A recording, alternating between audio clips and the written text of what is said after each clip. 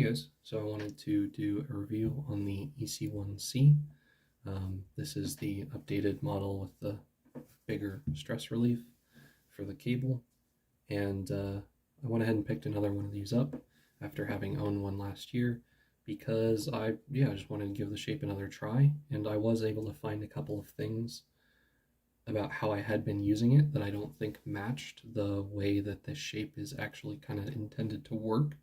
So using it more recently, I've felt that it's a significantly more comfortable and intuitive shape to hold now after making a couple of key adjustments to my grip. So I'll just jump right into that. The first one is actually right here, that my thumb no longer sits flush with the side of the EC1-C. Most of the mice that I use, so for example, I used the G403, now G703 for many years, and you can see that this curve here flares out to make smooth contact all the way along my thumb. And this is also the case with the Microsoft Pro Intellimouse.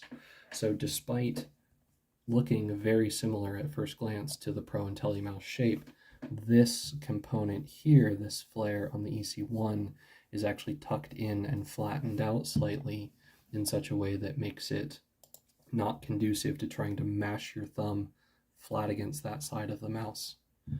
And in general, having a slightly bent thumb, which then as a result does not make contact all the way along the side of the mouse, works a lot better. Secondly, the way that the tilt of the mouse happens, it retains more height at this corner here than the Intellimouse does, but then it loses height more aggressively past that. So it's kind of got a narrower but flatter top segment here, which then turns into a steeper drop off where the pinky knuckle wants to sit. And this lets you drop your pinky knuckle down around the side of the mouse and do a little bit better job of trying to get a grip on it. But as you can see from my attempted demos here, it's not quite enough to really give me the same level of control over this shape as what I get from something like the G703 or the Outset in terms of being able to control the mouse with just my palm and my thumb. So just an interesting difference relative to the Intellimouse, but in general, I still find that the flare underneath the pinky knuckle is a little bit too wide for how narrow the front of the mouse is to allow me to keep my pinky flush with this side of the mouse as well. So the way that it seems natural to grip is to basically have my index and middle fingers resting gently, which turns into flush contact. So all the way from the front to the back of the mouse, it's pretty much evenly touching my fingers and palm. And then my thumb and ring and pinky fingers curl gently, and just the fingertips touch the sides of the mouse. So if I curl my index and middle fingers slightly more here, you end up with a pretty typical relaxed claw grip, which it works quite well for, but you can also relax them out a little bit more and have this kind of half palm, half relaxed claw thing. Anyway, so in general, the highest point of the mouse is right about here, which sits right under this kind of first joint of your fingers. So if you don't like having a mouse that touches the underside of your fingers other than the fingertips, this is probably not a great choice for you. You may want to look at the Outset review that will have come before this one, because the way that that mouse is shaped, if you're using a similar grip to this on that mouse to have fairly minimal palm contact with the mouse pad, you will find that there's more space underneath your fingers on the Outset. Let's see what else. Just in general, it has quite a long and gently sloping shape to it, and this allows your wrist to retain quite a relaxed position. It's not bent backwards very aggressively, nor is it particularly having to pinch or contract the muscles of my forearm to lift my wrist up off the pad. The fact that the long tail of the EC1 supports my palm pretty much all the way down to the back, and then has a shallow enough angle here to let my wrist relax down into a more natural kind of angle this way, means that it's a very low stress wrist setup to just grip this mouse in a neutral fashion.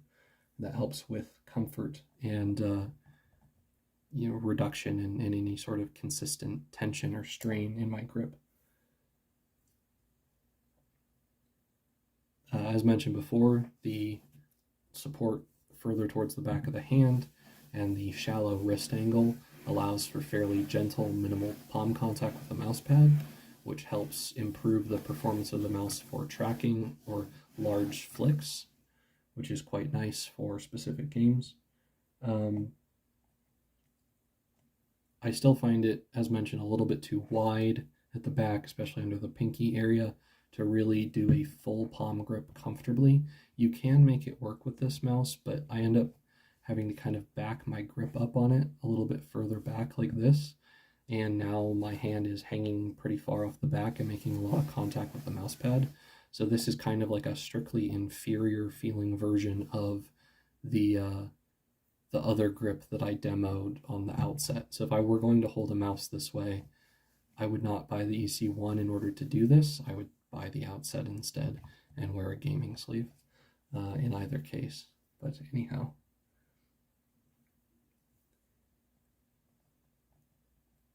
Oh yes, also because, in case I hadn't mentioned it, because the gently sort of sloping design of the EC1 allows for a lot of surface area being smoothly in contact with the mouse, you do tend to put a fair amount of weight on top of it, or I do anyway, which means that the large skates of the mouse are quite helpful for resisting pushing into the pad aggressively, but also the large amount of hand that's in contact with the mouse helps spread that extra weight over a larger area, so you don't feel any particular hot spots where the mouse's shape is pressing against your hand with notable force over other areas. So it's quite nice in the sense that it helps to spread that pressure out evenly. Let's see. So in terms of the buttons, the total travel of mouse 1 and mouse 2 are quite long, actually similar to the VAXI outset in that regard, so helpful for resisting accidental clicks. But unfortunately, even if I do the same trick of trying to kind of take up pre-travel and get the switch to sit right about where it wants to click, I still don't get a particularly sharp or crisp click feeling with the Zowie mice. And consequently, I think that by comparison, the VAXI trigger design is significantly better for that particular application of, say, opping or trying to use a deagle or doing other click timing related activities. I think it just works a little bit better for having that very sharp, snappy click after taking up pre-travel in the button. This is, not as well suited to that. The thumb buttons, again, I think are a slight step back from the VAXI mouse. They're big, they're placed well, they're easily accessible. The problem is they're fairly squared off on the bottom edge here and don't protrude that far from the shell, or not as far as the VAXI buttons do anyway. And as a consequence, it's a bit harder to actuate them by just rolling my thumb over to the side. I have to roll my thumb a little bit further, push on it a little bit harder, and I'm a little bit less confident in actuating the switch I want when I want, and also not accidentally hitting the other thumb button at the same time. So overall, I think the thumb buttons are very good.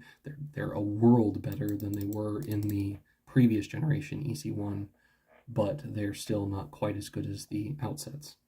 The scroll wheel, however, is a big step up. These steps are separated by a larger amount of distance, being on a physically larger scroll wheel, which helps to feel and identify each individual step. And additionally, the the scrolling action is slightly firmer and a little bit better defined in its tactile feedback. So there's less sort of rattle or echo of the haptic inputs from each individual scroll step. And this makes it easier to feel and identify exactly how many steps you've scrolled just by feel. So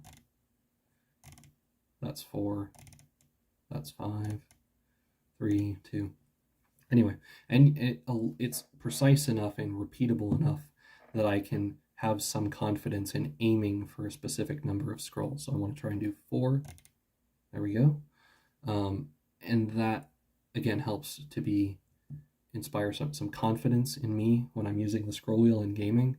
And I find it much more effective, as a gaming scroll wheel than the Outset's design. The scroll click, like the Outset, is stiffer than I would prefer, but given that the scroll wheel itself is a little bit better defined and has more distance between each step, it's less prone to scrolling on accident while trying to scroll click. So it doesn't feel as overly stiff as the Outsets did. Let's see, what else? Yeah, so finally the shell, it is very well built still, despite the weight reduction.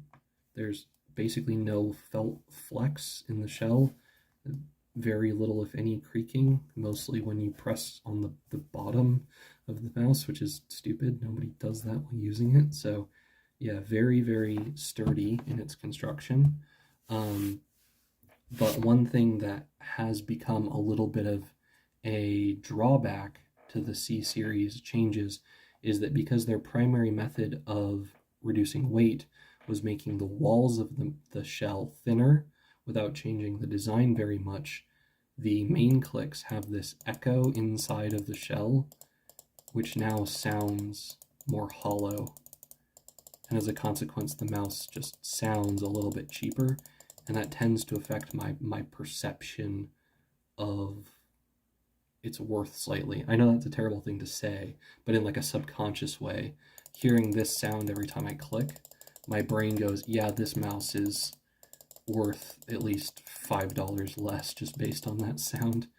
Honestly, I wouldn't be surprised if before too many years in the future, Zowie started doing something like taping some foam in empty spots inside the shell just to cut down on that echo, that hollowness in sound. Yeah, just to help it feel a little bit more premium and justify the price tag better. So anyway, that's probably my biggest complaint with the shell design. I mean, I wish they would put split triggers in and get rid of some of the redundant plastics and save some extra weight as a consequence. But, well, anyway, in terms of how it feels to use currently, it's light enough that I'm not held back by the weight, and so taking out more weight is not my primary request. My primary request is to make it sound nicer when I use it. Anyway, guys, that's pretty much my overview of the EC1. Again, a supremely comfortable mouse and excellent for long gaming sessions where tiny finger corrections and super, super precise aim are not the primary order of business. And additionally, a good mouse for more spray-based or tracking-based games, but perhaps slightly less desirable for ones where click timing and instant reactions are the biggest determining factors. So if you have any questions, let me know in the comments. Otherwise, thank you very much for watching. I hope if you liked the video, you will give it a thumbs up, and I will see you in the next one.